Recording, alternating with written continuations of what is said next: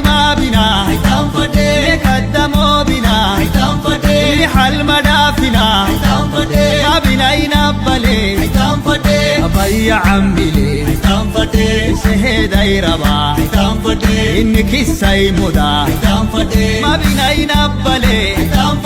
أبي عملي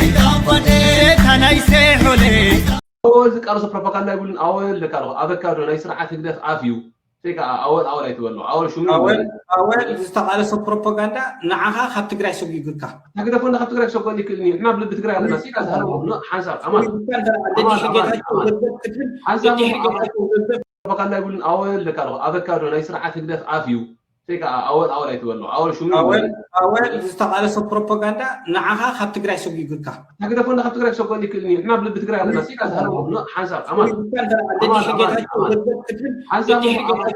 كتب الجيركا أمان هذا تزهر لها زهر لها قرب نشوف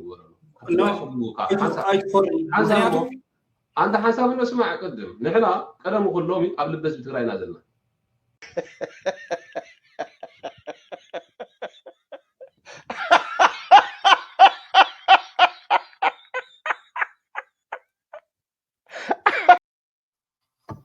سلام تخاتلتي سول ميديا بزوز لكم وسلامكم يبزح رحسكم يا تعالى النت تاوشت هاجركم هنا بدقت نورو زعبكم زناسكم يحوات إيرتراوين هاجراوين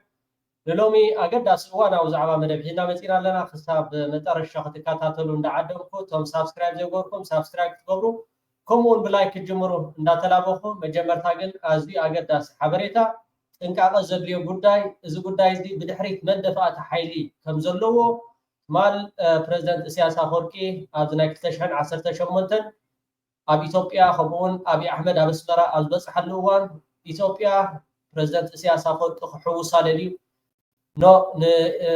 إثيوبيا اللي تقاليسو عبا إثيوبيا إذا من بريزيدنت إسياس أفوركي نتبهنا يزرم نيرو الزخاء رئينا مالتي بتكبر وصو حاسوك مخانو مالتي لومون نزي تبقيسو زورلو نايتسوم دو سلام زي مسلوقة حزوه أزي حدقنيا زغنة زربا يزرب سلازلو بزقاتامي كل سب كستوعللو تنقاقاتات كيقبر بزقاتامي ساوعيتنا نقرب مالتيو اسكا نسمعايو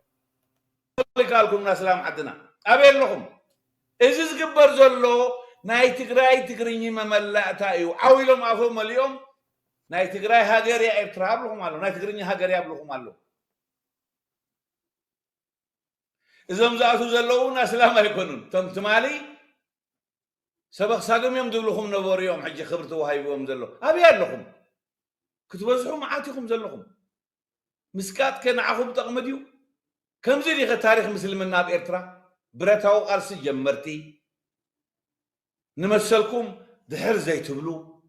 لو من تاي تنقيفكم دا كبتوا قايد لا ما يتدحنون أنا غزبت كله بتعب أزي حدقنيا زربا يزارب دلو خمس سمعوا دلوهم يلا تلعلو أسلام زي منقس إيرترا زقبرو دلو نايتصمدو بو أول سعيد كم غاب برهانه ناتنايل كم أون ستالين ناب إيرترا آتيم مارلو زخا بفقاد ناي منقس إيرترا دامبر بفقاد ناي ولك سبات هيكونن آتيم زلو حجي كل جزء أسلام ندابل يقص على الدزارب سمعوا يهم تي حجي منقس إيرترا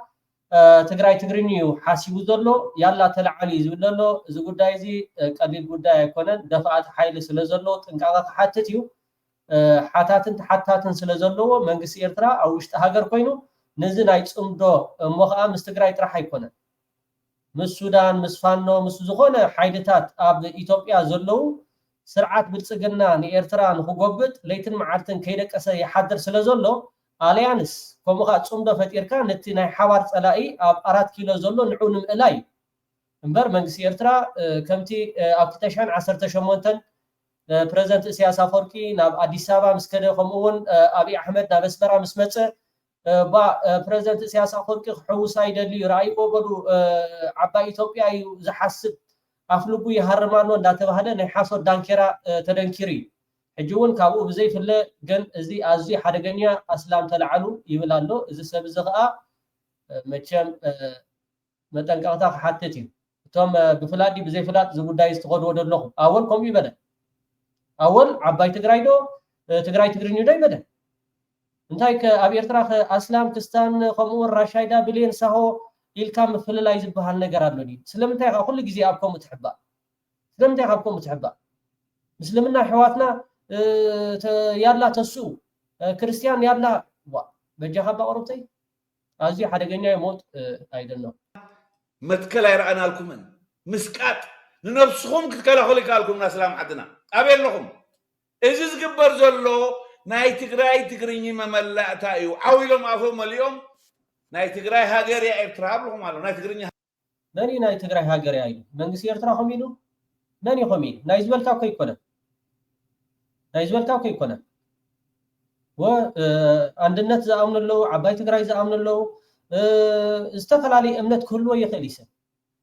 ስለዝበለ ግን ከምኡ ማለት ዲ ሕጂ እዚ ናይ ፅምዶስ ዓባይ ትግራይ መንግስቲ ኤርትራ እውን ከምኡ ሓስብ ማለት ካዲ እንታይ ዓይነት ዘረባ ኢኻ ትዛረብ ዘለኻ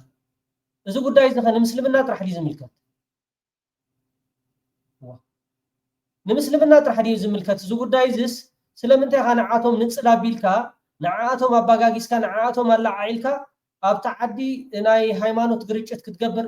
እዚ እኮ ቀሊል ኣጀንዳ ኣይኮነን ኣቱም ሰባት ኣነ ከይተረዳእኩም ስኢልኩም ተሃሉ ትነጥሩ ዘለኹም ሰባት ብዘይፍላጥ ተኾይኑ ፀገም የብሉ በዓል እዚ ግን ኮነ ኢሎም ብዕላማ ዝገብርዎ ደለው ነዚ ጉዳይ እዚ ዘይመልክዑ ኣነ ኣወል ስዒድ ከም ይበለ መንግስቲ ኤርትራውን ከም ይበለ ትግራይ ትግርኝ ኢሉ ዓባይ ትግራይ ዶ ይበለ ልክዕ ከምታ ናይ 2018 ይኣክል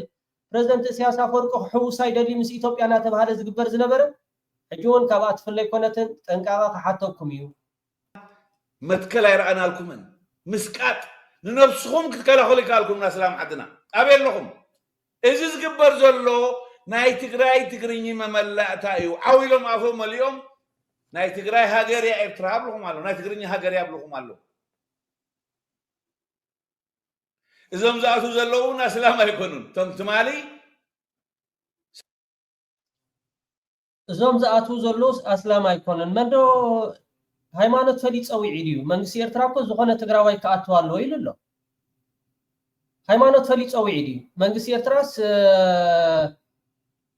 ኣስላማይ ክኣትው የብሉን ትግራዋይ ክርስቲያን ክኣትዋ ኣለዎ ትግራዋይ ኢሉ ከምዚ ፈሊጥ ፀዊዕ ድዩ ዋው ዋው ዋው ዋው ዋው ዋው ዋው ዋው ዋው ዋው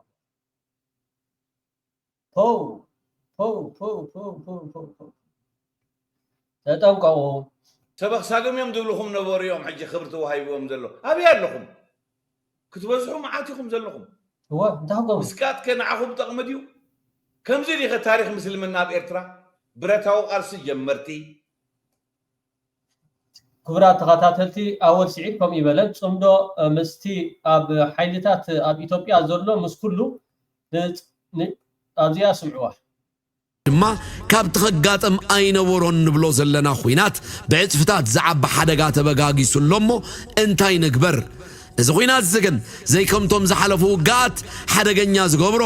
ትፈርስ ዘላ ሃገር ዝኣወጀቶ ኩናት ስለ ዝኾነ እዩ ቀንዲ ሓደጋኡ ዓብይ ዝገብሮ ድማ ፖለቲካ ዘይበሰለ ቆልዓ ዝመርሖ ናይ ቀቢፀ ተስፋ ስምዒታዊ ውግእ ይኸውን ኦኬ ኣብ ልዕሊ ኤርትራ ኩናት ካብ ድውይ ዳርጋ 2 ዓመት ገይሩሉ ኣብይ ኣሕመድ ማለት እዩ ንዑ ንምክልኻል ኣልያንስ ክትፈጥር ግድን እዩ ንሱ ንኣድግን ሓመዱ ኣብ ኢትዮጵያ ዓዲሞም ኣሎ ንሕና ከዓ ምስ ዝኾነ ሓቢርና ነቲ ዝመፃና ዘሎ ውሕጅ ክንኣልዮ ግዴታና ይኸውን ማለት እዩ ምስ ትግራይ ጥራሕ ኣይኮነን ምስ ፋኖ ድዩ ምስ ኦነግ ድዩ ምስ የመን ድዩ ምስ ጅቡቲ ድዩ ምስ ሱዳን ድዩ ዝኾነ ንስርዓት በሻሻ ክዕኑ ዝኽእል ነገራት ስለምንታይ ኢድካ ጣሚርካ ክትሪኦ ትኽእል ኣለካ ትግራይ መሬት እንድሕር ዳ ደሂባትና እኮ ብድሮን ጌርና ክንኣተዎም ኢና ንኤርትራውያን ከምሉ ኣሎ እቲ 800 ኪሎ ሜትር ትግራይ መንጠር ባይታ እንድሕር ዳ ደሂባትና ብኣርቲፊሻል ኢንተሊጀንስ ጌርና ብድሮን ጌርና ክንኣተዎም ኢና ንኤርትራውያን ከምሉ ኣሎ ኣወል ስዒድካ ኹም ይበለን ትግራይ ትግርኝ ይበለን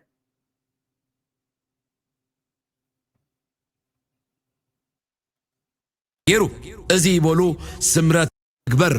እዚ ኩናት ዝግን ዘይከምቶም ዝሓለፉ ውግኣት ሓደገኛ ዝገብሮ ትፈርስ ዘላ ሃገር ዝኣወጀቶ ኩናት ስለ ዝኾነ እዩ ቀንዲ ሓደጋኡ ዓብይ ዝገብሮ ድማ ፖለቲካ ዘይበሰለ ቆልዓ ዝመርሖ ናይ ቀቢፀ ተስፋ ስምዒታዊ ውግእ ይኸውን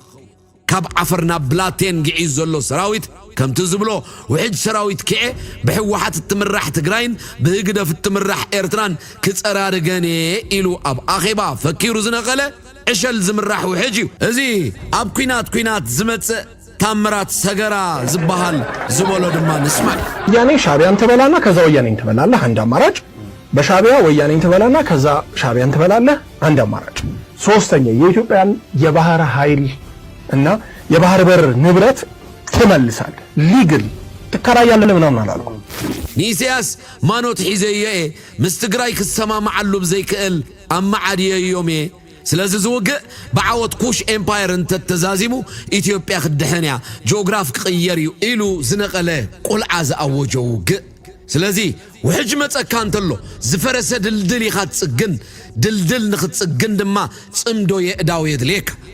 كل صواركا تدالو غيركا يداوكا تحيسكا دلدل تسرح ازيو ترغمو صمدو اخالب ما سباسو زب سوغيغوم غزا مستمول سي نغرو ودحا بوي نستوعل اللازم السلام ازي ناي صمدو بوليس زي مأموم حيلتات كم زلو انا تصير يتقس كم زنريو زلناي قالي خنيلو قالي دما بقرهنت نعلامان منفسنا يصمدو خطم زز نعزبالونا ازون صمدو ايرترا مس حزبتات زغودو بوزيو كلنا اوكي صمدوتات مس غودوبوتات حزبي مس حزب تግራይ ጥራሕ አይኮነ ስለዚህ ዘይ መልኩ ዒቶት ሕዝዋ ዓባይ ትግራይ ትግርኝዶ እዚ ውሽጣው ሕማማትኩም ንህዝብ ንምልዓዓል كمون ننحدو بهايمانو ديو باوراجا ديو ببهر ديو بزوادي متى نخلعل نخباسيكم اعلكم نو تግራይ تግርني زحاسب دولو منغسي اترا عباي تግራይ زحاسب دولو نو صندوتات مس زي زلو غودوبوتات احزاب حزب تግራይ طرح يكون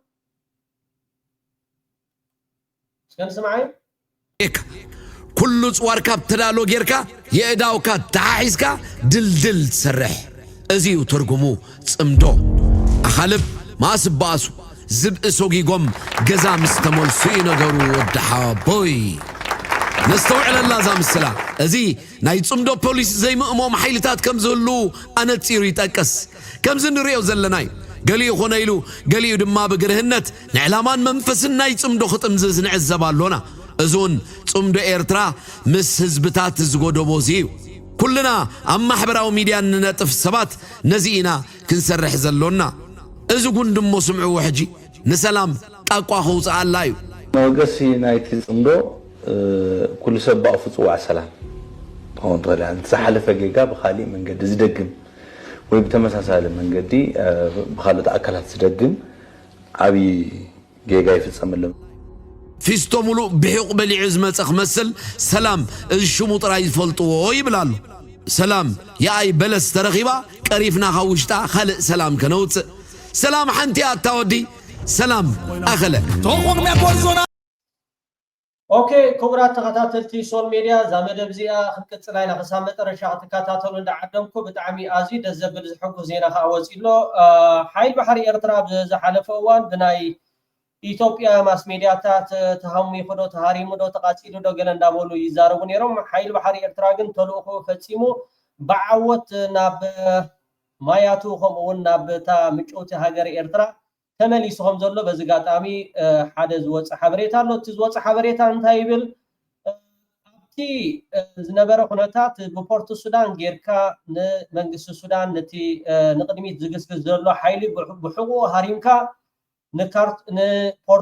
نبورت السودان كمون نكسلا نمقتصر بإثيوبيا بإماراتن زكايات زنبره شرحي حيل بحر إرترا أقدموا تحبريتا سلازموتو نزنجر زخم زفشولو يزبل زقاء بورت السودان تتقيما إثيوبيا زغنا نجارات كم ودب بختكم له مدب كم زنبرة زقاء بحيل بحر إرترا خمس فشلة يحبر مالتي بزي إمارات أب العلي بورت السودان زغبرتو نايدرون متكعتي كمون أب كسلا نايدرون متكعتي نززت أقال كوينو بدحريت متيخا نبورت السودان نتقند من نهاريا ويكا تي منغستي السودان زؤتولو استفالالي قرب نهزبي يكون كمون لوجيستيك أصوارات زؤتولو منغستي السودان نعون محاس زتقبر እዚ ከዓ ብዓንድ ርእሱ ንመንግስትን ሃገርን ኤርትራ ኣብ ሓደጋ ዘውድቕ ስለ ዝነበረ ሓይልታት ምክልኻል ኤርትራ ብሓፈሻ መንግስቲ ኤርትራ ከዓ ኣቐዲሙ ስልያዊ መርበብ ስለ ዝበፅሖ ነዚ ካብ ስራሕ ወፃኢ ገይርዎ ኣሎ ብምባል እዩ ዝሕብር እዚ ኩነታት እዚ ኣብቲ ሰዓትን ዕለትን ከም ዝተጠቕሰ ብሓደ ማዕከን ዜና ናይ ኢትዮጵያ ዝተፈነወ ድሮናት ናይ ኢማራት ንሓይሊ ባሕሪ ኤርትራ ሃሪመን ብምባል ናይ ሓሶት ዜና ፈንዮም ነይሮም ትዝክርዎ ትኾኑ ኢኹም እዚ ውፅእ ሓሶት ኮይኑ እንታይ ደኣ 100% ኣብይ ኣሕመድ ኢማራትን ብድሕሪት ብሕቆ ኣትዮም ንፖርት ሱዳን ንምቁፅፃር ከምኡውን እቲ ምስ ኤርትራ ዘዳው ማያት ቀይ ባሕሪ ሱዳንን ንምቁፅፃር ዝተገብረ ሽርሒ ከም ዘፍሸለ ሓይልታት ምክልኻል ኤርትራ ከዓ ማዕረ ክንደይ ስልያዊ ፅኑዕ መርበብ ከም ዘለዎ ዘርኢ ዝብል እቲ ፅሑፍ ይገልጽ ማለት እዩ እስከ ንሓይሊ ባሕሪ ኤርትራ ክብርን ሞገስን ሓይልታት ምክልኻል ኤርትራ ክብርን ሞገስን መንግስቲ ኤርትራ ወዲ በሻሻ መቸም ክሰልጠካ ይከኣለን እታ ዝሓሰብካያ ልክዕ እታ መንጠር ባይታ ዶ ብትግራይ ክትመፃላ ትኽእል ክትመፅእ ኣይከኣልካ ከምዚ ትሪኦ ዘለኻ ዕሱባት ኣዋፊርካ ትግራይ መንጠር ባይታ ከምኡውን ፖርት ሱዳን ይኹን ከሰላውን ኣብ ትሕቲ ቁፅፅር RSF ኢቲኻ RSF ማለት ከዓ ኣብይ ኣሕመድ ማለት እዩ RSF ማለት ከዓ ኢማራት ማለት እዩ ፖርት ሱዳንን ከሰላን ከዓ ትቐንዲ ልክዕ ከምዚ ናይ ትግራይ ምስ ኤርትራ ዘዳው ናይ ሱዳን ነዚ ንምቁፅፃር ዝገበርዎ 100% ከም ዝፈሸለ መንግስቲ ሱዳን ከዓ ከም ትሪእዎ ዘለኹም ድሕሪ እዚ ምፍሻል ሚኒስትር ወፃኢ ጉዳያት ብዕሊ ሸሙሎ ብጣዕሚ ደስ ዘብል እስከ ክብርን ሞገስን ሓይልታት ምክልኻል ኤርትራ ኢልኩም ፀሓፉ ኩላትኩም ተኸታተልቲ ሶል ሜድያ እቲ ኢትዮጵያውያን ግን ናይ ሓሶት መናፍሕ ክትነፍሕዎ ዝቐንኹም ልክዕ ከምተን ናይ ኣዘርባይጃን ንኸይጥራሕ ፅቡቕ እዩ ዘሎ ደቂ የረይ ኣብሽርኩም ኦኬ ይቕሬታ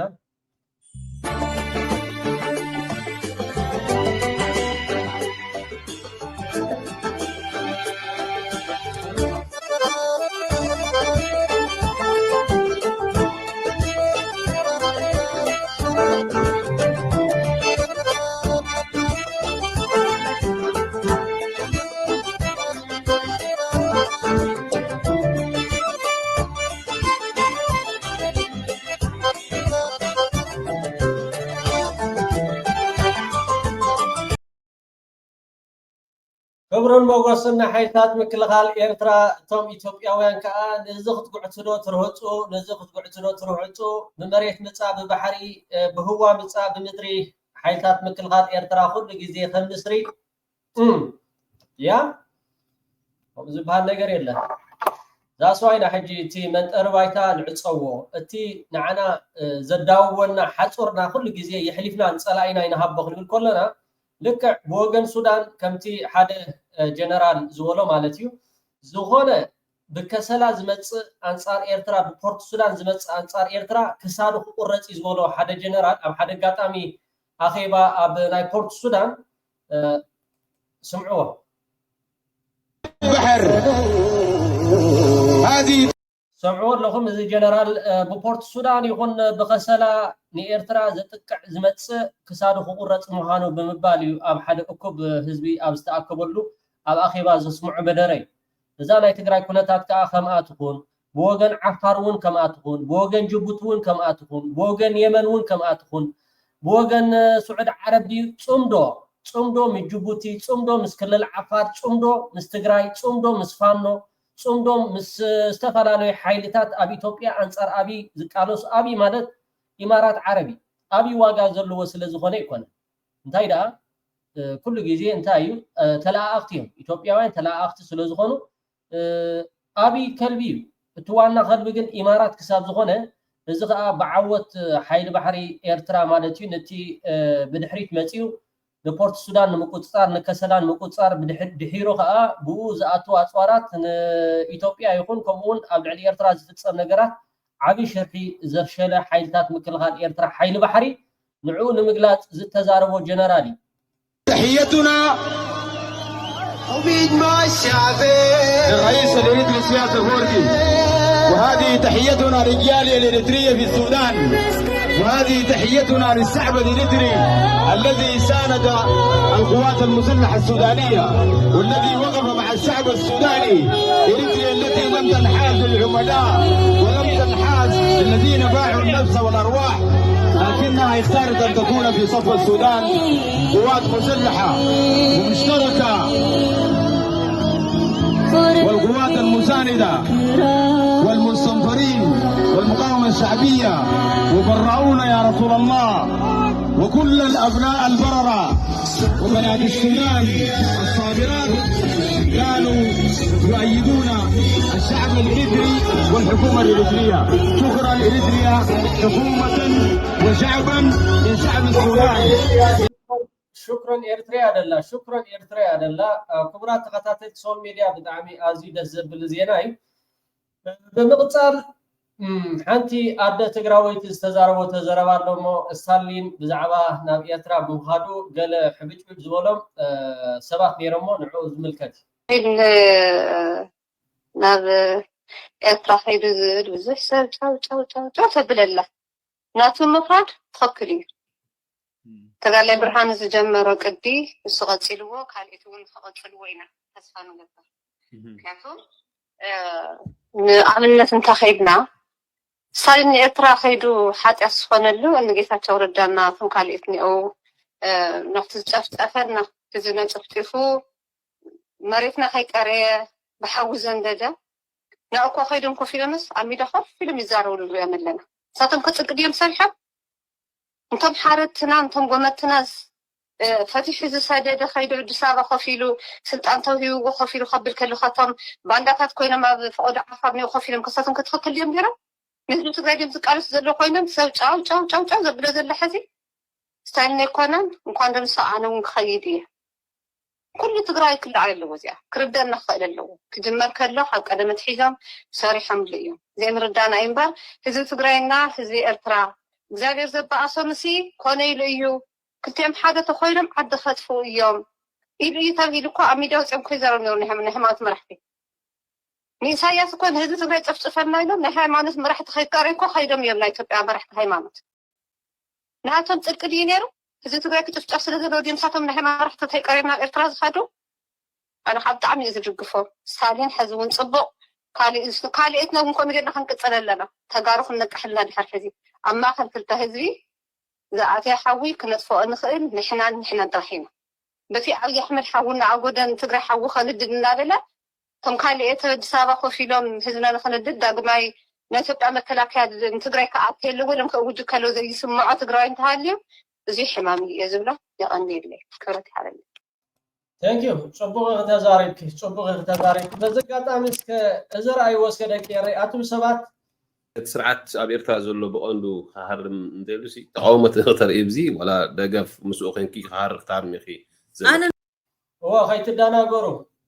ازي ادغيو قدمي ጨጉሩ መብቃል ማለት ቀድሜ ገንዘብ ማለት ገንዘብ ስኻትኩም ወፍሪ አዴታት ክትብሉ ከለኹም ወፍሪ ምዕራብ ዶገለ እንዳወልኩም ፍሪው ለኩም ሳላ ገንዘብ ተጋሩ ጨጉሩ ቂሉ ሳላ ገንዘብ ተጋሩ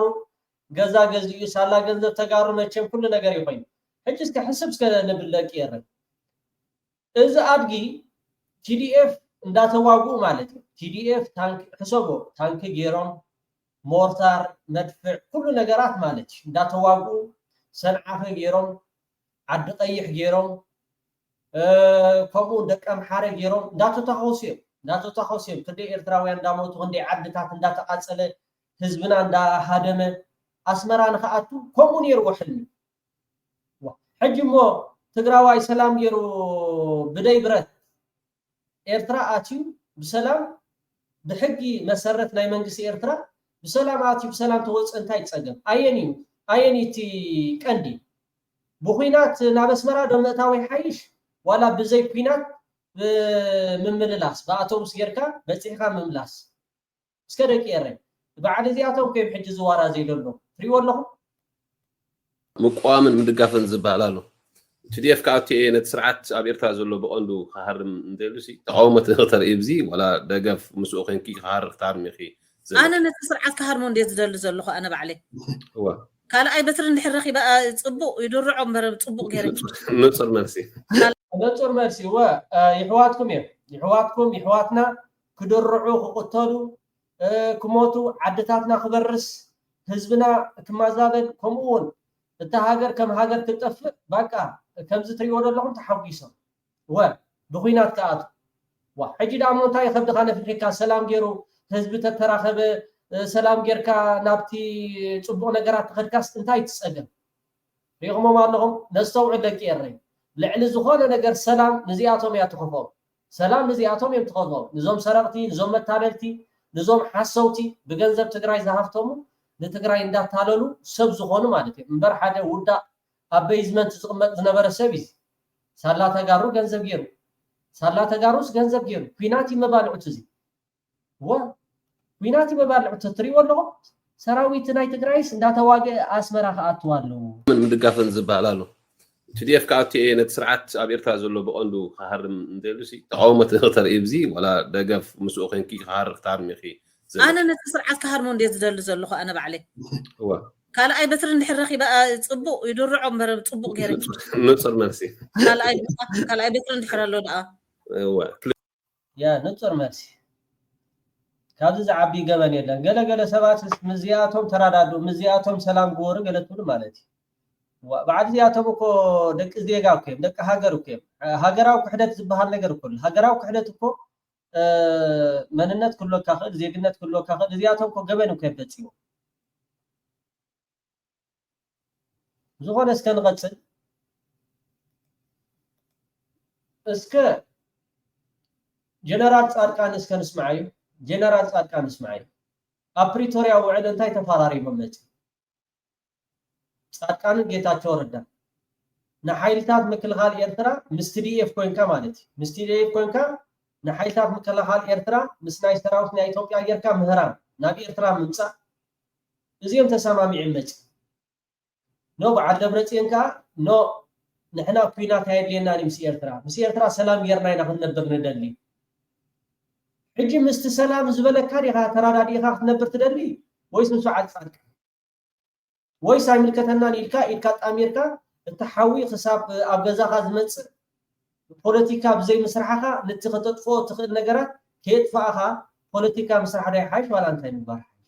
بس كان اسمع يوم ما جمرتها برهانو جولا هيدو እዛ ስብሰባ ላይ ምን ተነጋግረው እንደመጡ አይታወቅም እስከዛሬ ድረስ በአደባባይ ማለት ነው ነገር ግን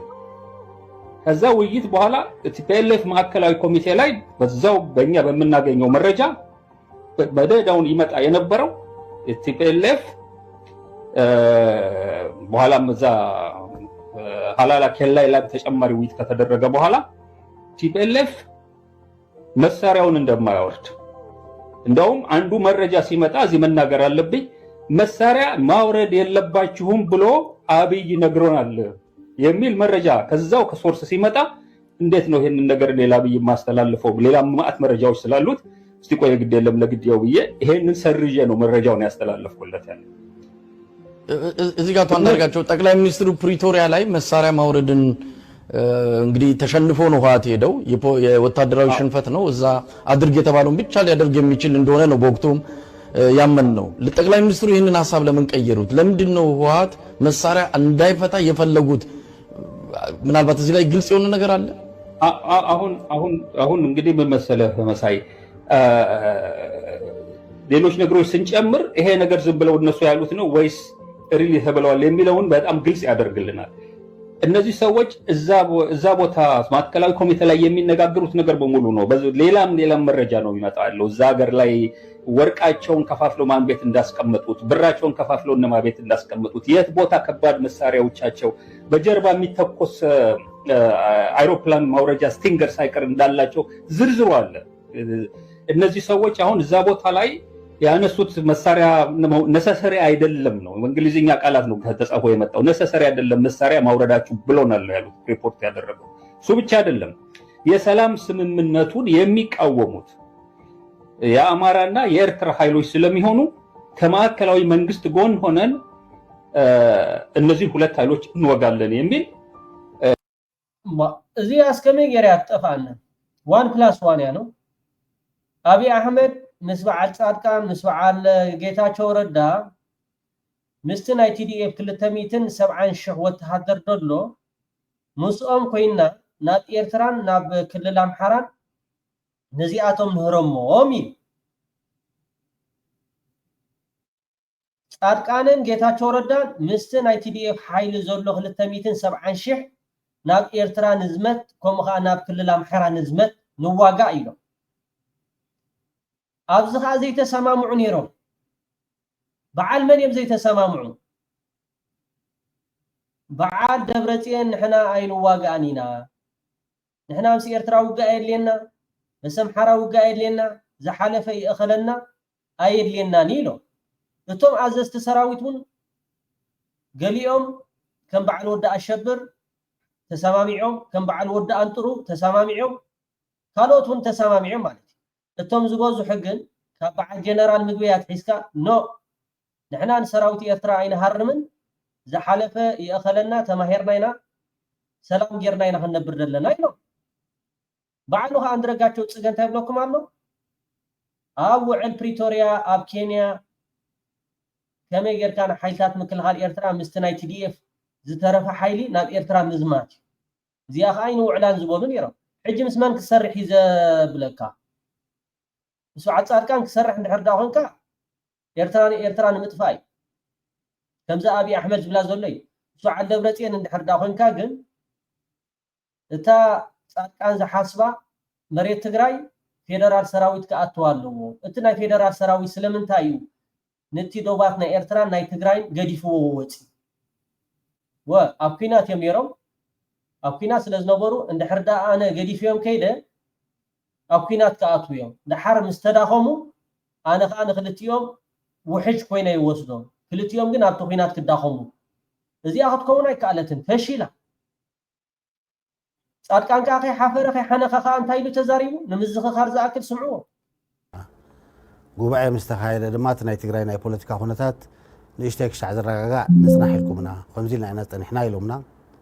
ድሓር እቲ ጠቅላይ ሚኒስተር እምበኣር ካብ ህዚ ቀልጢፉ ተግባራዊ ንክኾን ኮሚቴታት ተጣይሹ ቀልጢፉ ይስራሕዮ ኢልና ካልኣይ እቲ ማእኸላይ መንግስቲ ስሩሑ ዘይፈፀመሉ ካሊእ መንገዲ ብናይ ፕሪቶሪያ ስምምዕነት هو أنقذ شمون تأيو international boundaries and federal facilities زبل حدا أنقذ حدا كلتن بقلت زقمته نجر international border محلاو ناي ما أخلاي من قستي صراحة يولي يغميتوه هذه ناي تقرأي international border كاب عيقا جميرو عدي أوروب كشاب حمرا خفتي زلو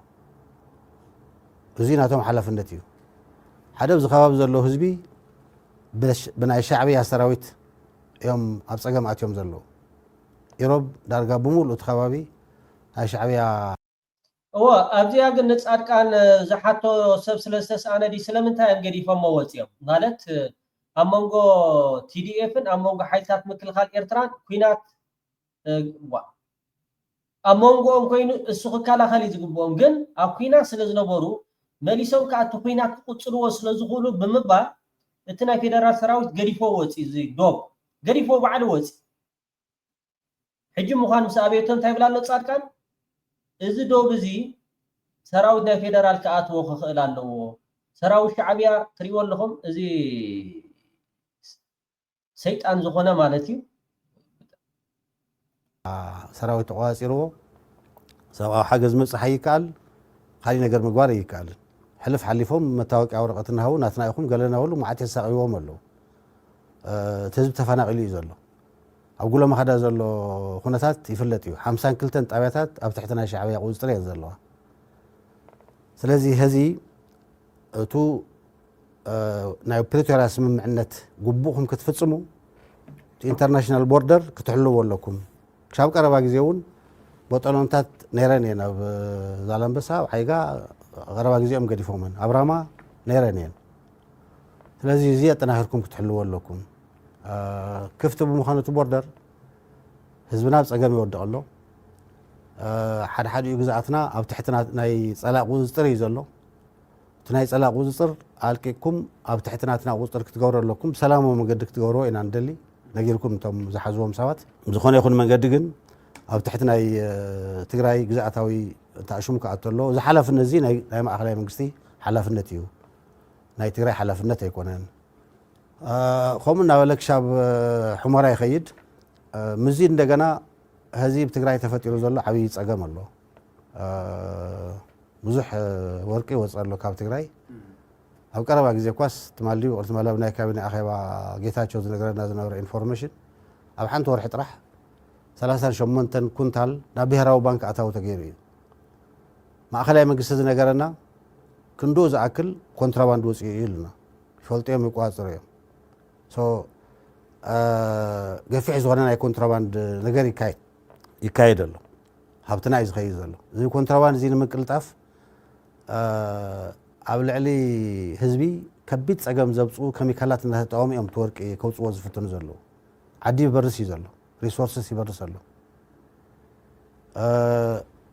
ብልሓቱ ዘይፍለጥ ናይ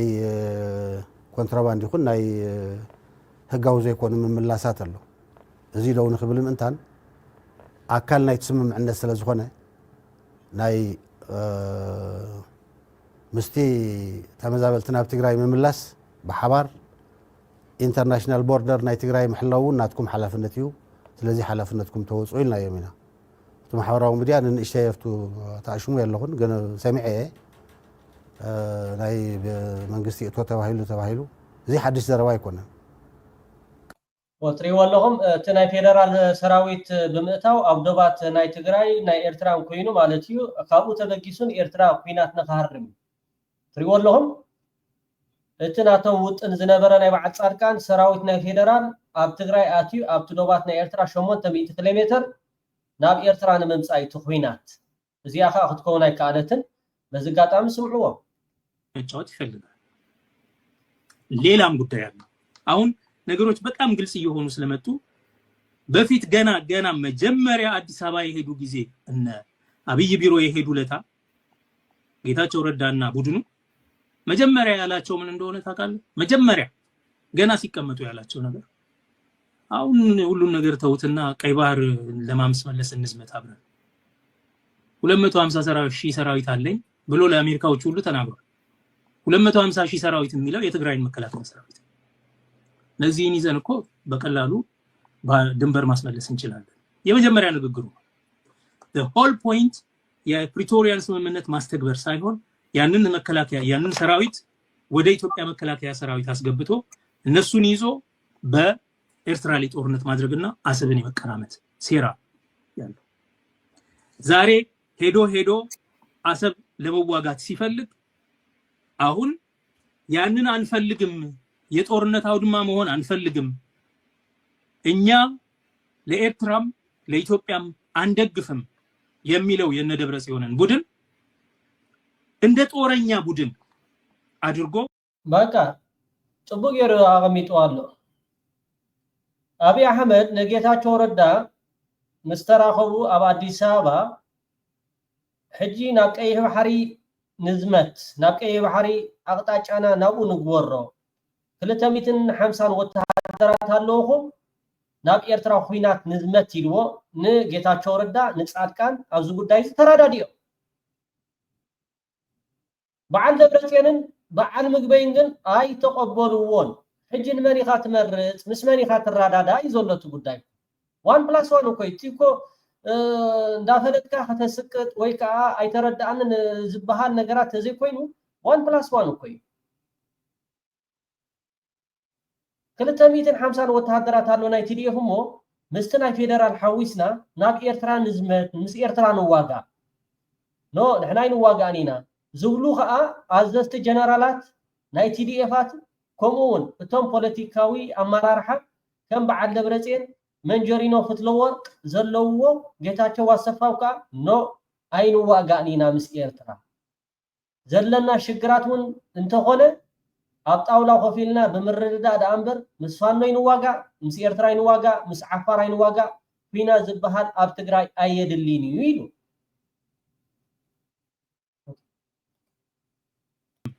የሚለው የነደብረ ጽዮንን ቡድን እንደ ጦረኛ ቡድን አድርጎ ዛሬ ሄዶ አሰብ ለመዋጋት ሲፈልግ አሁን ያንን አንፈልግም የጦርነት አውድማ መሆን አንፈልግም እኛ ለኤርትራም ለኢትዮጵያም አንደግፍም የሚለው የነደብረ ጽዮንን ቡድን እንደ ጦረኛ ቡድን አድርጎ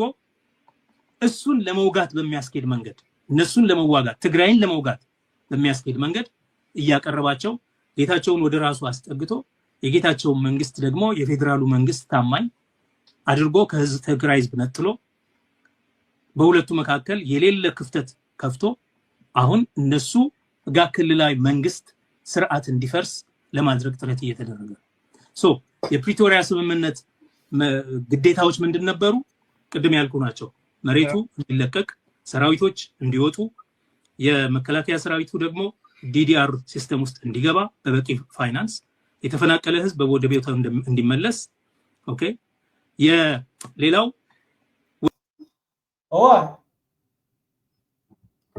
ብሕፅር ዝበለ እዛ ቀሚጡ አደሎ እኽልትያ ኦኬ እታ ትግራይ አይረኸምና እያ እታ ትግራይ አይረኸምና ያን ይዘሎ ናይ አብይ አሕመድ ኮንክሉዥን ወይ ከዓ መደምደምታ እታ ትግራይ ክረኽባ ተዘኪልና ኸ እንታይ ክንገብር ዝብል ስምዕዎ ኩሎም ቶም አፈኛታት ናይ አብይ አሕመድ ከም በዓል ስዩም ተሸመ ካልኦት ዘለውዎ እንታይ ክዛረቡ ውዕልለው ኣብቲ ናቶም ከይኩን ክሰምዕዎ ትኾን እዩ ነዚ ጋጣሚ እታ ትግራይ ተዘሪኺምና ኸ እንታይ ክንገብር ንኽእልና ብኤርትራ እዚያ ክምስርትሉ ዝደልዩ ስርዓት ለውጢ ክገብሩ እዮም ዝብል ግምት ስለ ዘሎ ኣብ ክልተና ጦርነት ክኽፈት እዩ ሓደ ብሓደ ሕዚ ይጅምሮ ኣሎ ይኮነ እንዲ ሕዚ ኣብይ ኣሕመድ ሚዛን ይዝርኢ ዘሎ ንመን እዮም ከጨጭት ዝቐደም እዩ ዝብል ዘሎ ይኮነ እንዲ ወይ ንሕወሓት ንቀደም ኒውትራላይዝ ክገብራ ክኽእል ኣለዎ ንኤርትራ ክወግን እንተኮይኑ ወይ ንኤርትራ ንሕወሓት ባይፓስ ገይሩ ወይ ንወዲ ወረደስ ይኹን ሓደ ፓፔት ብምምፃእ ኣቢሉ TDF ኣብ ጎኑ ኣይ ቲንክ ሕወሓት ትገብሩ እያ ዝብሉ እምነት ኣለኒ ናይ ሕወሓት ኣካይዳ من بيت زغره خمزنا يشلي ነገር ይመስለን ስለአለ ሶ من يواصني ኣብ ስልጣን ትቅፅል እንተኮይና ናይ አብይ ባሪያውን ክትኸውን ያ ኣብ ስልጣን ዘቀፅላ እንተኮይኑ ናይ ሳያስ ባሪያውን ክትኸውን ያ ስለዚ መንኒው ዝሐሸ ሚዛን እያ ክትወስድ አብይ ከአምና ስለዘይ ካለ ያሕዝን አፍቲ ዘጥፋአ ወይ ድማ ዝጭፍላ ሻዕብያ ትኸይድ ዘ ስለዚ አብይ ይደር ወይ ክትቀም ትናይ ትግራይ ሓይልን ድሕረው ጎኑ ከሰልፍ ኮይኑ ንኤርትራ ክወግእ ምስ ኮይኑ እንድሕር ናይ ትግራይ ሓይሊ ረዚስት ገይሩ ናብ ሻዕብያ ዝኸይድ ኮይኑ ታ ናይ ሻዕብያ ክሕድራይ ወይ ከጽንሓ ፖስትፖንድ ክገብራይ ኣብ ትግራይ ኦኬ ፕላን ኤ ፕላን ቢ መጀመርታ ነተጋሩ ተጥፍእ ነቲዲኤፍ ተጥፎ ብድሕሪኻ ናብ ኤርትራ ትመጽእ ማለት እዩ እዚያታ ጉዳይ እንድሕር ዳምሱ ክስለፉ ተኺሎም ጽቡቕ ዳይሬክት ናብ ኤርትራ መጽእ ማለት እዩ ታ ትግራይ ባይታ እንድሕር ዳረኺቡ ዳይሬክት ናብ ኤርትራ መጽእ ነዚያ ክረክብ ተዘኪሉ ግን መጀመርታ ነተጋሩ የጥፍእ ማለት እዩ ነቲዲኤፍ ብድሕሪኡ ከዓ ናብ ኤርትራ ይመጽእ ማለት እዩ እዚያ ስትርዳና ይትኽእል እያ ኣነ ምስናይ ቅሬታ ዝኾነ ሰብ ሽም ሰብ ጠቂስካ ምዝራብ ወይ ከዓ ምባል ነዚ ነገራት ማስ ሜድያታት ምርባሽ ኣየድልኝ ብዝተኻለና መጠን ግን ቁርብተይ ባዕሎም እኮ ነግሩና ኣለዉ ዕድለኛታት ኮይኑ ዕድለኛታት እዩ ብዙሕ ምፍልሳፍ እውን ኣይድልየካኒ ብዙሕ ምንባብ እውን ኣይደልየካኒ ነዚኣቶም ሰሚዕኻ ስትድሌታቶም መጀመርታ ነቲዲኤፍ ነጥፎ ብድሕሪኻ ናብ ኤርትራ ንመጽእ ለካኒ ኦኬ ሶኢልና ኢና ጣሚርና ክርያ ኣለና ወሶኢልና በቃ ወይ ይምፁ ናቡ ድሓርካ ናባና ምስ መፁ ከዓ ንርክበሉ ዲቱ ጉዳይ ከይመፀኮ ብኹይና ጥራሕ ብዘለካ ፖለቲካዊ ስልት እኮ ከይመፃካ ከሎ ንዚ ኩናት ናባኻ ከይመፀኮ ከተወርዑነ ትኽእል ኢኻ ከምኡ ኢኻ እቲ ኣካይዳ ዝኸይድ ዘሎ سمعوا نحر لازم مخان أبيخه التبايتا من رخاب تسعينه حيل النوع عرس بمودع يكون بعلون إيداتيو بمدفع نيوترالايز خجورة إذا منت يزلني زي نتجري فقاتي بطعم حدا جينا إذا منت يزلني بنتوالين إرتراون تخكلي مثلاً قدعات اللوا نيست أفريقاون كم تزبلكايو نايجو بوليتيكا ترستر ناقيح بحري ترستر معرباويان اللو مسابيهم زلوا معرباويان إساياس مسراشا يزلوا مسجفلاقيت ስለዚህ እዚ ናይ ጂኦፖለቲካ ምሰሓብን ናይ ኢንተረስት ክላሽን ክመጽእ ከሎ ሙሉእ ምዕራባውያን ንትግራይ ክትሰዓር ደብረ ብርሃን በጽሓ ክትምለስ ከም ዝገበርዋ ኩሉ ተን ኢትዮጵያ ሙሉእ ብሙሉእ ኣብ ልዕሊ ትግራይን ኤርትራን አንልሽ ብምግባር እቲ ከም መለስ ኮይኑ ወይ ድማ ካብ መለሱ ብዝኸፍአ ደረጃ ኣብ ኢስት ኣፍሪካ ሓደጋ ዝፈጥር ዘሎ ኢሳያስ ከልግስሉ ዝኽእል ዕድል ኣሎ حزت التكنولوجيا تغير سبا يكون أو سوا استفبرك 300 شح سراوت من ترجم نقول الناس 300 درون ما وافر كأخذ تطفن سلازي زي بمقوا اوكي ابساوا 300 شح إذا تعلم ترجم زلوا يكونن 300 درون أوافر كها تنصفات أصلب لكم هذا أبساوا 300 شح إذا تعلم عرفوا فاتم معرف النزيم متحس أبساوا استعلم 300 شح ترجم يقول 300 درون سرير كها كم زيم زتمنيلنا دلو نخمز عين زتمنيل كا سرعات يترف مسفانو مس حوحات مسكال اندحر ده هالي قينو من جابان كوي كاونت تفاخيا حتيات هيكونن بهالاي مو بتعمي انا فبرك 300 شح سراوت من ترجم نو ويدما كملسو مزخاف درجه اب ايست افريكا حدغا زفطر زلو اساياس كالغسل زخول عدل لي حزت التكنولوجيا تغير سبا يكون او سوا استفبرك 300 شح سراوت من ترجم نو الناس 300 درون ما وافر كأخذ تطفن سلازي زي بمقوار كطفو ويوم زول امناتي زلن الصغيرة طف فتنا اطرح فتنا ها تمالو كفتين كا محايو ناي ملز زيناوي رمولو بلو محرالو بلو شوالو بلو ناولكا متيخا ودرايا أبتا خان شولخا كون تا خوينات اللي حدا خوينات تا خان شولخا أبتا خان شولخا أبا ياخذكم أي تحسب بعد صورنا بعد زلام بس بعد عدقرات هيكون أبتا خان شولخا ياخذكم فلد لك 300 درون جيركاس 300 شح سراوت إرتراس زياتهم يوم تمصلات انتي مغلب لنا سسناي يغني امول جري ما بينا قدمو بنا حل مدافنا ما بينا ينبلي ابي عملي سهد يربا انك السيمودا ما بينا ينبلي ابي